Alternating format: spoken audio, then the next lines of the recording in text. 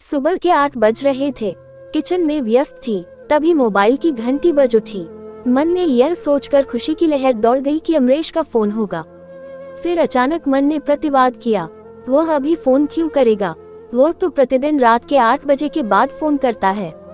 अमरेश मेरा पति था, दुबई में नौकरी करता था। मोबाइल पर नंबर देखा तो झट से उठा लिया। फोन मेरी प्रिय सहेली स्वाति ने किया था। बात करने पर पता चला कि कल उसकी शादी होने वाली है। शादी में उसने हर हाल में आने के लिए कहा। शादी अचानक क्यों हो रही है, यह बात उसने नहीं बताई। दरअसल उसकी शादी 2 महीने बाद होने वाली थी। जिस लड़के से शादी होने वाली थी, उसकी दादी की तबीयत अचानक बहुत खराब हो गई थी। डॉक्टर ने उसे 2-3 दिनों की मेहमान बताया था, इसीलिए घर वाले दादी की मौजूदगी में ही उसकी शादी कर देना चाहते थे। स्वाति मेरी बचपन की सहेली थी। ग्रेजुएशन तक हम दोनों ने एक साथ पढ़ाई की थी। उसके बाद मुंबई में उसे जॉब मिल गई। वह माता पिता के साथ वहीं बस गई।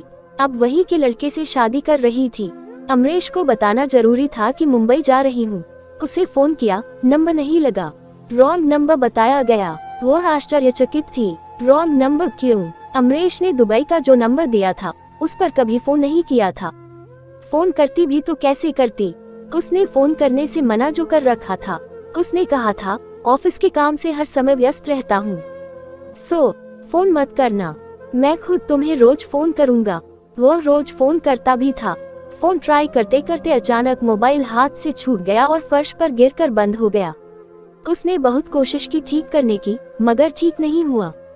हर हाल में मुंबई आज ही जाना था, सो एजेंट से टिकट की व्यवस्था कर प्लेन से बेटी सुमित के साथ चली गई। मुंबई एयरपोर्ट से बाहर आए तो शाम के 6 बज गए थे। टैक्सी से सहेली के घर जा रही थी कि एक मोड़ पर लाल बत्ती देखकर ड्राइवर ने टैक्सी रोक दी। उसी समय एक गाड़ी बगल में आकर खड़ी हो गई। अचानक गाड़ी के अंदर नजर पड़ी तो चौंक गई। बगल वाली गाड़ी की ड्राइविंग सीट पर अमरेश था। उसकी बगल में एक युवती बैठी थी। अमरेश को आवाज देने न देने की उधेड़बुन में थी कि हरी बत्ती हो गई और वाहन गंतव्य की ओर दौड़ने लगे।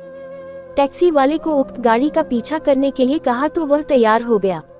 लगभग 20 मिनट बाद सफेद गाड़ी एक शानदार बिल्डिंग के अहाते में दाखिल हो गई। बिल्डिंग किसकी थी? अमरेश का युवती से कैसा नाता था? मुझे दुबई बताकर मुंबई में क्या कर रहा था, यह सब जानना जरूरी था।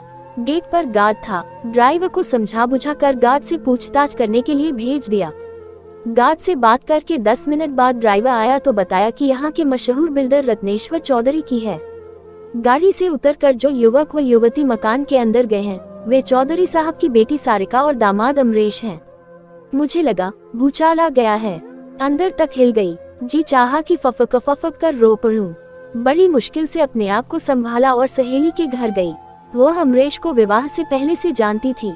जिस कॉलेज में पढ़ती थी वह भी उसी में पढ़ता था। बहुत स्मार्ट और हैंडसम था। लड़कियां उसकी दीवानी थीं, मगर वह उसका दीवाना था। उसकी खूबसूरती पर आहें भरता था और उसके आगे पीछे घूमता रहता था। वह उसे चांस नहीं देती थी। दरअसल प्रेम मोहब्बत के चक्कर में पड़कर वह पढ़ाई में पीछे नहीं होना चाहती थी। उसका इरादा ग्रेजुएशन के बाद पहले अपने पैरों पर खड़ा होना था, फिर विवाह करना था। उसके माता पिता भी यही चाहते थे। इस तरह 2 वर्ष बीत गए। उसके बाद वह महसूस करने लगी कि वह अमरेश के इश्क में गिरफ्त हो चुकी है, क्योंकि सोते जागते वही नजर आने लगा था। 2 साल तक जिस जज्बात को इनकार करती रही थी, वह संपूर्ण चरमोत्कर्ष के साथ उस पर छा चुका था।